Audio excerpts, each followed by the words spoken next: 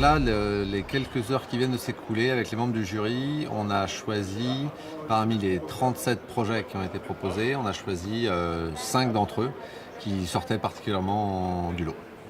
C'est un jury très complet. Donc on a Jean qui voit passer beaucoup de dossiers, qui a au départ beaucoup aidé à donner la cadence, parce que je pense qu'il a plus l'habitude que certains autres pour faire ce choix. Et après, je pense que chacun connaît son expertise, donc savait quand c'était le bon moment d'intervenir.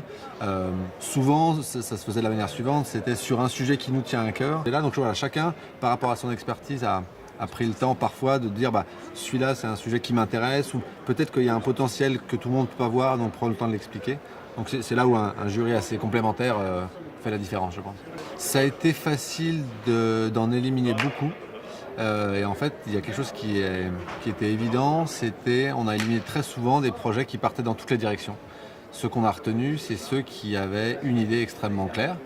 Mais il y a beaucoup d'idées qui étaient très compliquées à appréhender et à comprendre parce qu'elles étaient trop compliquées. Donc là, la simplicité, ça a vraiment été un facteur de choix assez évident. Donc dans les 5, c'est 5 idées radicalement différentes. On s'est rendu compte qu'il y avait une contrainte qui était importante et qui n'a pas toujours été respectée. C'était de penser aux 95% du temps où la voiture n'est pas utilisée. Dans les faits, il y a beaucoup d'idées qui portaient sur quand la voiture est en mobilité. Ça, c'est que 5% du temps.